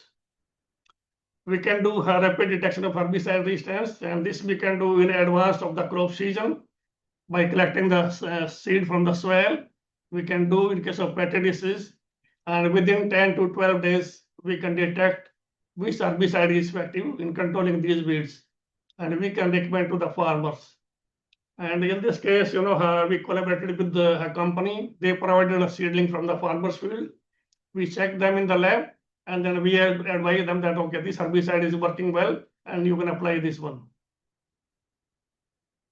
These are, microbes here. So they are underutilized. Microbes have a lot of potential, not only to increase the crop growth, but also to kill the weeds here.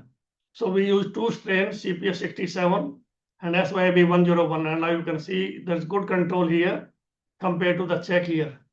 The only problem in this case is you have to treat the seeds, but we cannot treat the seed in the field. What we can do, we can treat the wheat seed, and here you can see that treated wheat is having less adverse effect compared to the untreated one here, even when we apply double the dose of herbicide. So it increased the crop growth, and there was less effect of herbicide, adverse effect of herbicide because of seed treatment, and the yield was higher also. We can use bioherbicides, and this is also an increasing market. We don't have many herbicides in case of India as of today. Then Tamil Nadu Agriculture University is working on nano herbicides. They can release herbicides slowly, so you can have a long time control of weeds by using nano herbicides. And this is a new technology, RNAi direct. By using this RNAi, like say for glyphosate, you can overturn the resistance in weeds. So then CRISPR-Cas9 is also coming up there, and some scientists have developed varieties which can tolerate herbicide in this case. And this technology is increasing by 13.95% per annum. So by 2023, it was almost 15 billion. There are some limitations in case of RNA. Then there's no technology called as bridge RNA, and this can overcome the limitation of CRISPR-Cas9. Again, this is a Bill Gates Bioscience. They are working on an RNA program, and this I don't feel is a good technology, but this is what the Gates is doing. So this will happen just like the COVID-19 with RNA technology, and many people have side effect of that also. So this can also go the same way, but it's too early to comment on that one. The future production could be hydroponics or vertical farming with minimum water use and no herbicide, and they are growing almost 10% per year. And by 2028, this technology will be of $32 billion. To summarize, we can adopt agronomic interventions, but alone they are not sufficient. The new technology like say robots or drones are costly for the farmers. Resource conservation technology, seed harvesters, straw management, weed biology, mechanical weeding are required for sustainability. Herbicides are must as of today, and new molecules are needed, and India need more herbicides for different crops. If we are using more and more herbicide without rotation, resistance will come, and the only integrated weed management can help to delay the onset of resistance. And secondly, herbicide recommendation has to be field specific, depending upon the weed flora, depending upon soil organic carbon, and the crops are grown there. So robotics, drone, tolerant crop, nano herbicides, RNA, all these are the new technologies. Precision spray, rapid herbicide resistance detection, bioherbicides, microbial, MFO, electric weeder, microwave, solar power weeders are also coming up in India. So they can delay the onset of resistance and can improve weed control. We are number one in case of population, and as of today, we have 153 billion population. So it will be 10 billion by the next decade, 2050. So for that, we have to double the production of food grains, triple crop yields per hectare, and we have to do it by using less water and less chemicals. Given the right commitment and dedication, India can soon have the enough safe water and better weed management in an integrated approach. So thank you very much with this. I finish my presentation and I'm open to questions for now. Thank you, sir. Thank you for your valuable insights and thought-provoking session. Now we'll be moving forward for the query and interaction session. Those who have questions are kindly requested to use the raise hand feature. When invited, please unmute yourself, turn on your camera, and briefly introduce about yourself and ask the question. Participants may also use the post the question in the chat box.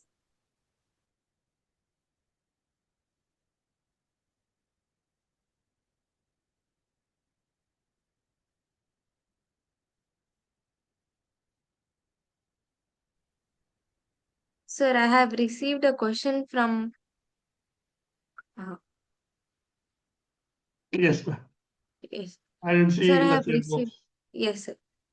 A student from BSc Honors Agriculture first year.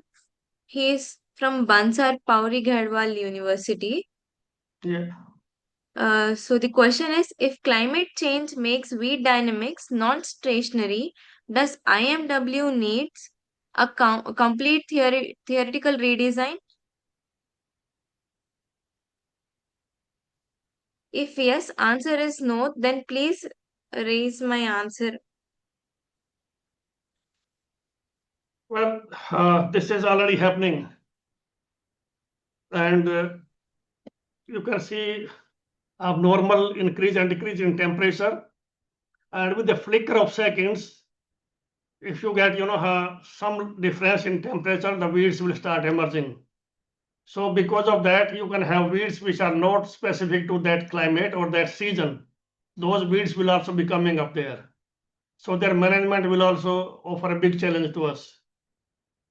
So it all depends. Like say, sometimes you have rain which is not part of the system there, or you have some other like say sometimes there is hailstorm or flooding is also there.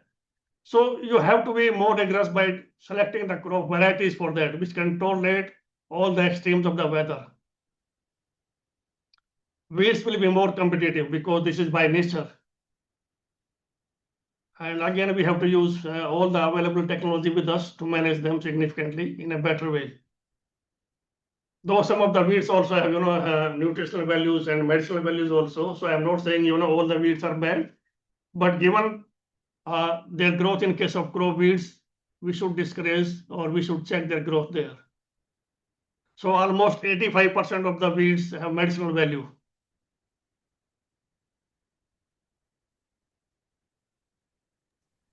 Thank you so much, Sir. We have one more question from Tejas Kumar, PhD in I plant like your technology. mustache. I like your mustache. Okay, thank you, Dr.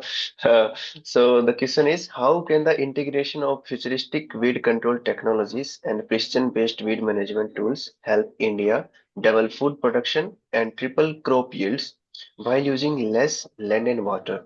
In what ways can these technologies delay herbicide resistance and improve sustainable weed management? Yeah, it's a big question. So, so it starts, with the how you prepare your land. So we have to cut down the cost of field preparation by using zero tillage. Again, we have to see which weeds are coming first.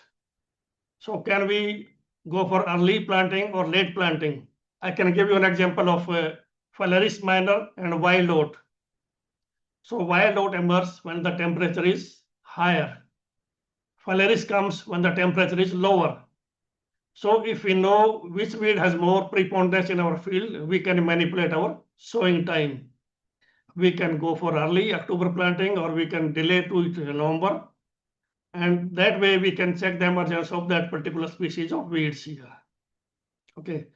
After that, how to raise the crop? You can select the varieties which has more initial growth, more responsive to our nutrients. My feeling is that when we use drip irrigation, we can cut down 30 to 40% use of nutrients, because by giving it to the drip, it will go only to the crop and not to the weeds here. We can apply urea by drip irrigation. We have phosphoric acid for P, and we are recommending farmers to give 1 kilogram of phosphoric acid in one irrigation. So total you have to give 10 kilogram of phosphoric acid. That will be better even for your drip lines. It can clean the drip lines. We also have liquid potassium. So you can have use of the three. We can give micronutrients also through the drip. Okay. So you can save water, you can save nutrients, you can have better growth. Again, depending upon situation, like say in case of cotton, our recommendation is 1.5 kilogram AI per hectare of pendimethalin. That comes to 2 liter per acre. And with half a liter, we are getting good control in case of cotton through drip irrigation. So we save 75% of herbicide. We get better control of weeds by using drip irrigation, and then this crop growth regulator. Again, what we observed that there was higher yield of 1 quintal per hectare. Okay, that is additional benefit to us. You improve your soil condition, and what we have observed that we tried it in many crops, like in case of wheat, we tried in cotton, sugarcane, and some vegetable crops. So what we found that even there was less disease, better growth of the plants, particularly the root growth. When the root growth is more, the uptake of nutrients and water is more. More doesn't mean higher amount of water, but by using this microtransmitter, the water droplet size is decreased.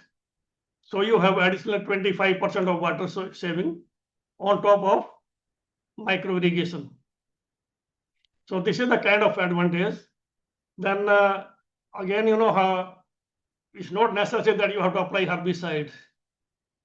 You can use stubbles also to check the growth of weeds, and that will add organic matter in your crop, and it will check the growth of weeds and loss of moisture from there.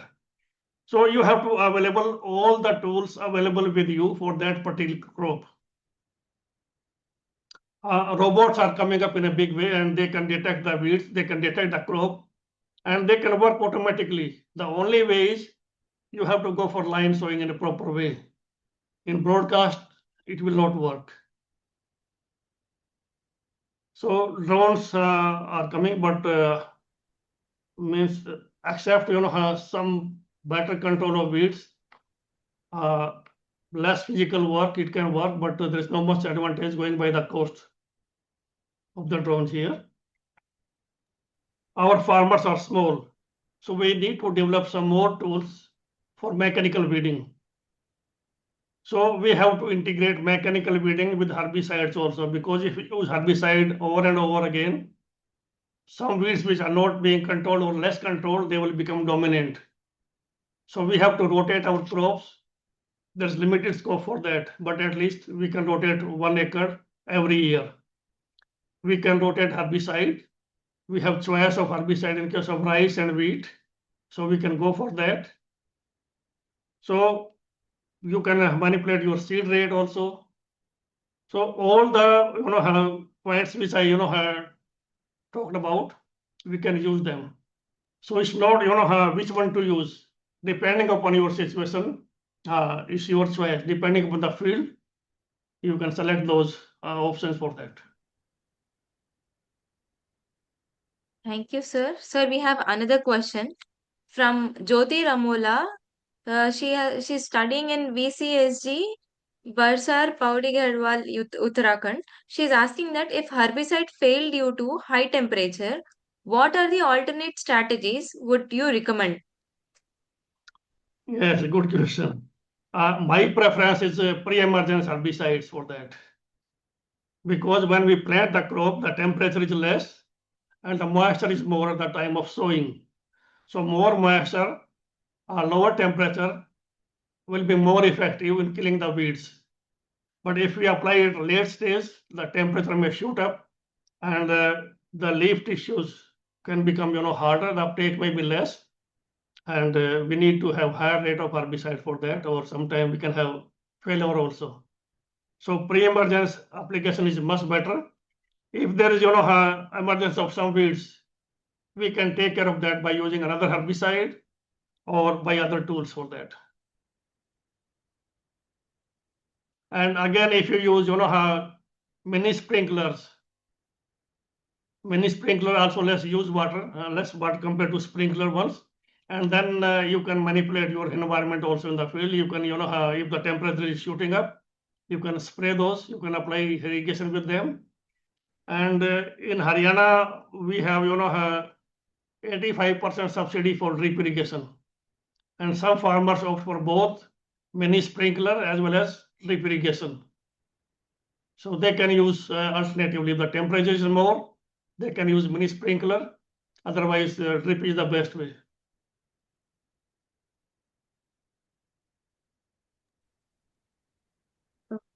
Sir, we have another question from Shivani. She is studying MSc, sir.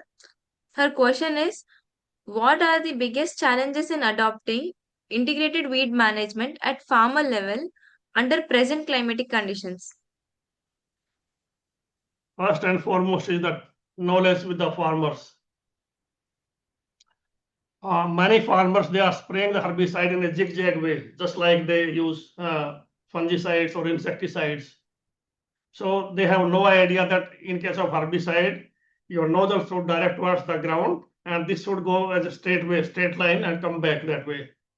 So application technology, choice of herbicide, which herbicide they have to apply depending upon the weeds in their field, what dose they have to apply. So by looking at that, by training them or by giving them the knowledge, they can overcome this predicament. So how many students you have in this lecture? How many participants are there? Sir, Sir, there there are are around 350 plus students. Oh my God, it's a big number. Yes, sir. So, sir, if you allow us, can we have some more queries because students are really Yeah, interesting. I'm here at my home, so no problem. Okay, thank you so much, Dr. Saab. So there is one more question from Umaid Kashana, and he is the chemistry MSc student from BHU. So his question is, the issues raising today is the resistance developing in pests and weeds at a faster rate, which is neutralizing the effect of pesticides and weedicides respectively. The major concern as a chemistry student is if the quantity of compounds making more effective to the pesticide and weedicides is increased, and the concern observed is the increment of those compounds in fertile soil, water resources, even in the animal bodies. So what is the best solution to make more effective the various herbicides and pesticides? Okay. So this is from an area which has more organic carbon in the soil. Yes, sir. We have two situations. If we are using less amount of herbicide, then we can have metabolic resistance. If we are using more amount of herbicide, then it can have target site resistance. And in India, because if I say use 500 mils of herbicide per acre, the dealer will tell the farmers use chemical of 2 acres in 3 acres. This is the tendency, and it's reverse in case of insecticides. The rate of insecticide sometimes like say is 50 gram. So farmer feels 50 gram will not do anything. So he doubles that. And that has persistence also. And basically, if you look at where herbicides are used in the early growth stage of the plants. Okay. You use fungicides and insecticides towards the crop maturity. And if those fungicides or insecticides are not metabolized by the time of crop harvest, you can have residual effect. That's not in case of most of the herbicides. I can say more than 80% of herbicide, because by that time you harvest your crop, all is metabolized. So it again depends, like say if you have higher organic carbon, you will need more amount of herbicide because this can bind with the organic matter. So you have to use optimum amount of herbicide, right time of application, right method of application. And let's say if you are applying pre-emergence in case of bare soil, you need higher amount of water. In case of post-emergence, you can cut it down to 120 liter, 125 liter per acre. But in case of sowing time, you have to use like say 150 to 200 liter of water per acre. Okay, many farmers are not adopting that. Many a time they give it, on rent basis, or sometimes they hire, people from outside. So they will open the orifice of the nozzle more. They will spray the water, and they say, okay, we have used your herbicide or chemical there. And this is happening with many farmers. They give it to the labor, and they says, okay, we'll take 300 rupees to spray in 1 acre. So farmer doesn't want, have sweat, and he feel it's easy, 300 rupees give to him and he will spray. Without proper monitoring, you can lose the efficacy of herbicide. So depending upon soil type, like say what we did in case of early studies, even herbicide with the less than recommended dose caused crop toxicity because of sandy soils, low organic matter. So it has to be field specific depending upon organic carbon, and which is not being done in case of India. We give a blanket recommendation that okay, spray this much amount of herbicide in 1 acre. That's not a safe recommendation for that. So the same herbicide which we were using in Haryana was not effective in case of Trai area. They have to use more than double amount of the herbicide there because it has more organic carbon. So depending upon the soil type, you have to choose the rate of herbicide, and it's not one size fit all. Herbicide has to be rotated. Like say if you are applying glyphosate, and if you add ammonium sulfate in that case, it will increase the efficacy of glyphosate, because if there is dust or wax on the surface of the leaves, the ammonium sulfate will react with that and it will give a bypass to glyphosate molecule, and the uptake will be more, control will be better. Many a time it also depends what surfactant we are using. So depending upon temperature, we have to choose adjuvants also accordingly. So basically there are 3 kinds. One is crop oil concentrate that can work in many situations. Then the other one, depending upon the rates, 0.25% to 0.5%. So some herbicides already have surfactant in that, and in some you have to add that. So herbicide mixture is another issue. It should have different spectrum of weed control so that you can have a complete control of both grassy as well as the broadleaf weeds. And their persistence level also should be different. So in the mixture, you should be able to save 25% of herbicide dose with the same level of control. This is compatible mixture. Otherwise, there is no benefit of mixing the two together.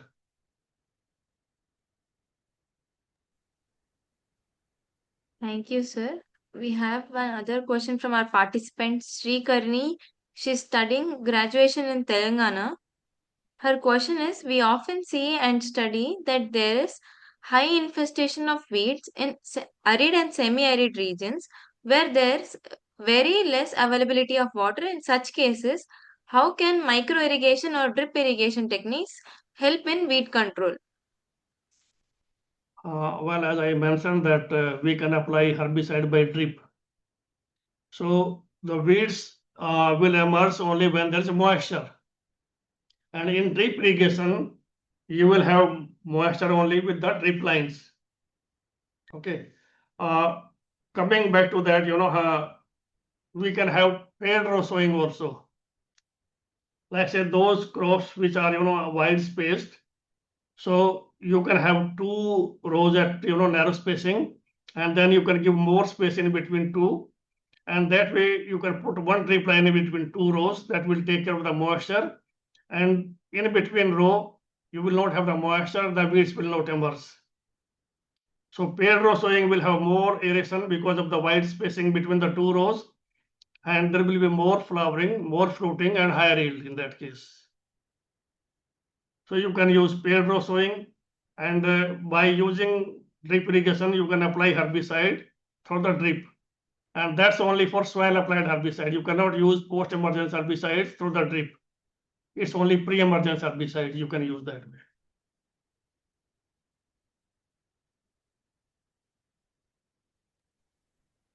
Thank you, sir. Sir, there is another student. Yeah, continue She's till 90. Likita. She's completing her bachelor's in Andhra Pradesh. Yeah. So she's asking, how is climate change, rising temperature or CO2 or irregular rainfall are altering the wheat flora and wheat competitiveness in crops?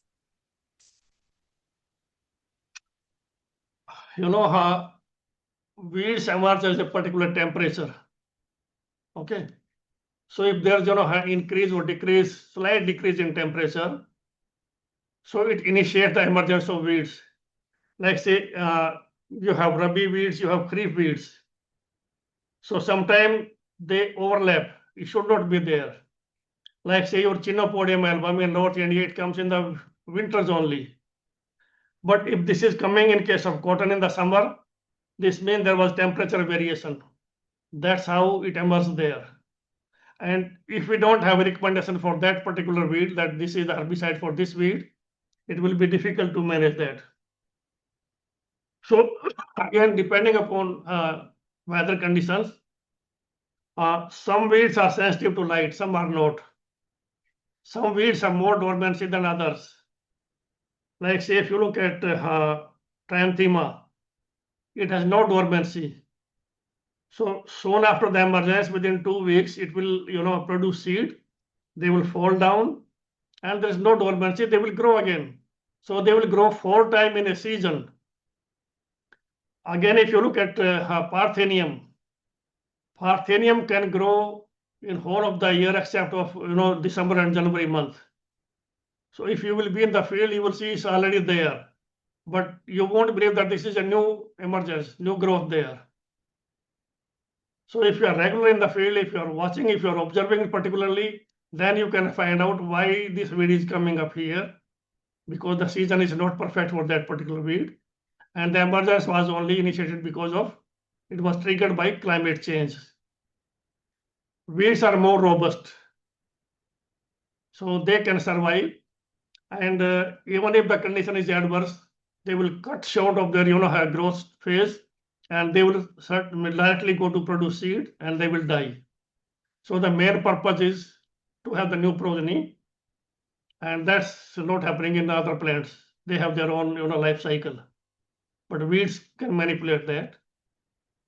And sometime, like say parasitic weed, parasitic weeds, they start emerging depending upon the condition, and when they find that condition is not ideal for them, they will retract and they will lie dormant.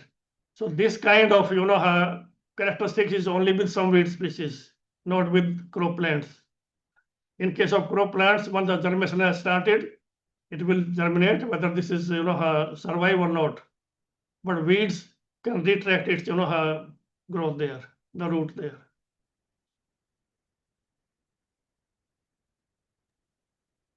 Thank you, sir.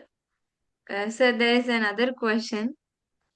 With your due respect, if you would like to continue, I'll be asking those two. Yeah, go ahead. Yeah, thank you, sir. Where are you In the- from? Sir, I am from Hyderabad, Telangana, sir. I was there sometime back in 2019. Oh, so good to see you, sir. Parvendra was the vice chancellor. Oh, nice, sir. Yeah. Yeah, sir.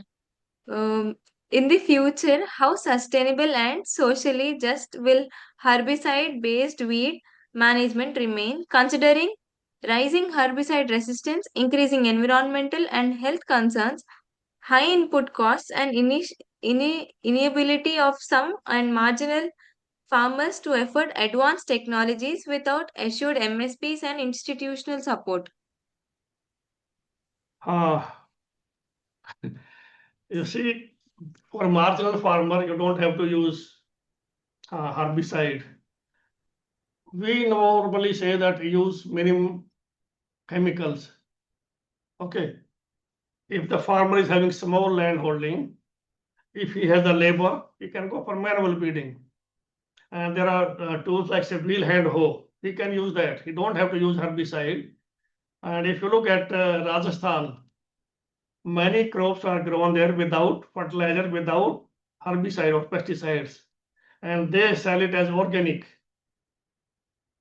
So it's not necessary that you have to use herbicides or fertilizer. It again depends on the condition, where you are having intensive agriculture or you have sort of natural farming or organic farming. So situation dictates which method you have to adopt.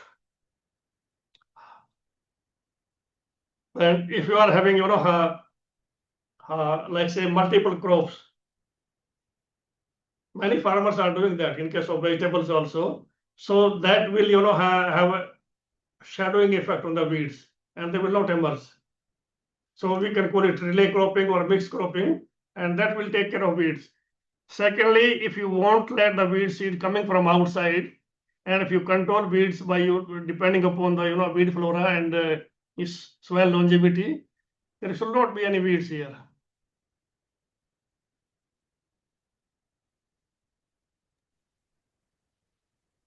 Thank you, sir. Sir, this is the last question for the session today. One of our participant is Sai Kunal from SKUSAT Jammu. His question is, recently India has surpassed China in rice production. So, is it good thing? As cultivation of 1 kg rice grain requires around 5,000 liters of water, which is huge, but its MSP is rupees 23, which does not even justify its price. It's a topic of concern that India is leading exporter of rice. That's why India is called as exporter of water, because of huge water required for rice cultivation. Is it not a good thing that we should diversify crop instead of a huge rice production in order to conserve water resource? Yeah, very relevant question. In October, I was in China and happened to visit one of the research center also. So they are using both kind of rice, indica as well as japonica. Okay, we are using only indica variety most of the time. So it's true that we are exporting our water with rice. In case of Saudi Arabia, they found some ancient water deep down, and they exploited that, started cultivation of even wheat there, and then after a time they lost the groundwater. They have large herd of cattle also, so they purchased land in America, they raised fodder crops, and they brought it back to Saudi Arabia. And then there was hue and cry in America that they are taking our water back. So China is at the forefront of science. They are very dedicated, they are sincere. That's why they have growing crops in other countries. So they are buying broken rice from India instead of raising there in their fields. So it depends, if we are growing in case of flooded conditions, yes, certainly we are exporting water. But if we are growing with direct seeded rice, which does not use much of the water, if we can save 60% water with drip irrigation, so that much water is required by other crops also. So if we want to go for DSR, the only thing is we can go for herbicides in that case. So that will take care of the cost of transplanting. So you will save water when there is 60 to 70% water saving with direct seeded rice in case of drip irrigation. So then there is no question of exporting our water, because 30% water, which is the requirement of your rice, will be required by other crops also. So by using micro irrigation, you save water, and then again I say you save fertilizer also. And in that case, you are not exporting water.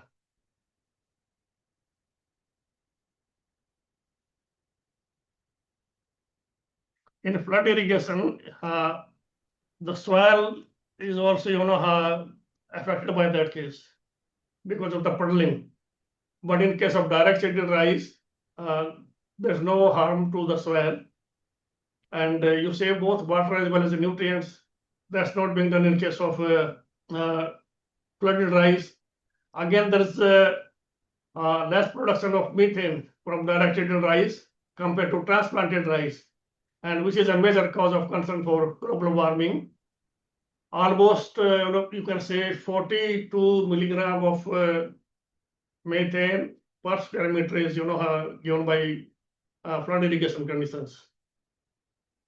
So we are generating maybe 50 to 60 million kilogram of methane per year.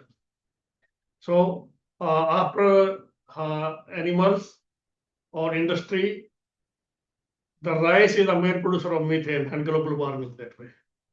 So if we shift from high water use to low water use raising crop, then this is beneficial for all conditions. In that case, you don't have to export your water. You have to import less of fertilizer. We are giving subsidy in case of urea as well as DAP. And we don't have the phosphatic rock phosphate in India. We are importing it from other countries.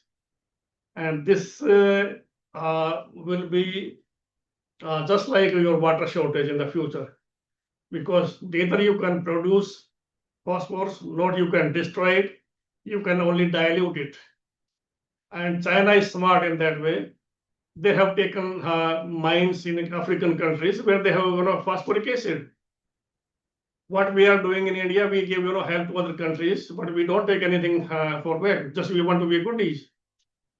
China is more businessman that way, and we have to beg it. Beg China, give us some fertilizer, some micronutrients for that. So why we are doing that? Because we are not sincere in our job. We just complete the formality. Whether this is government or farmers, farmers have no choice, because whatever they get, they will use it.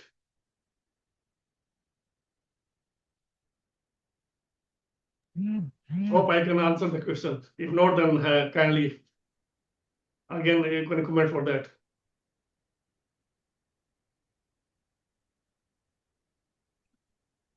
Thank you, sir.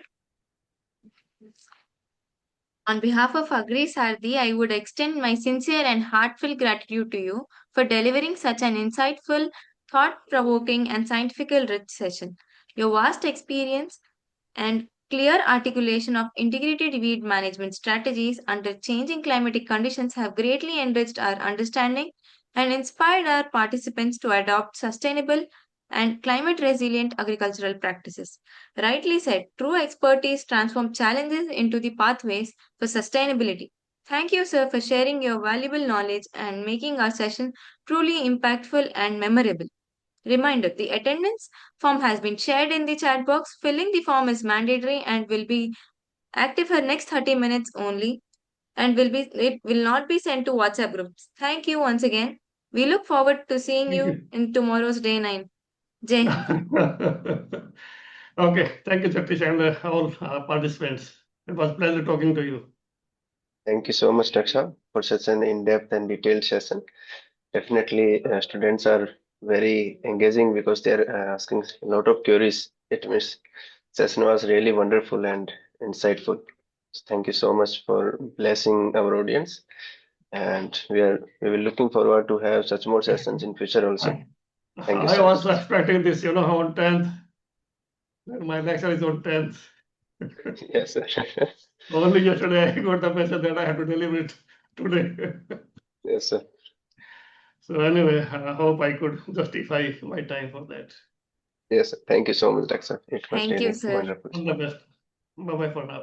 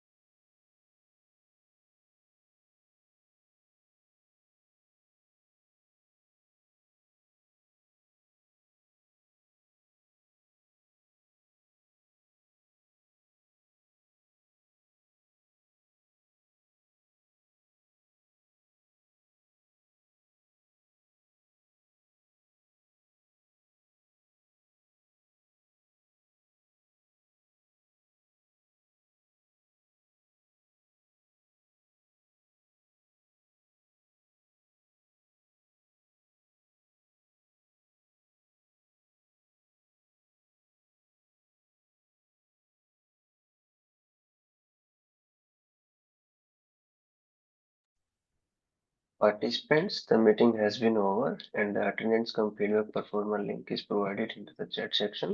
Please fill out and you can leave the meeting. Thank you for your participation. Jai Hind.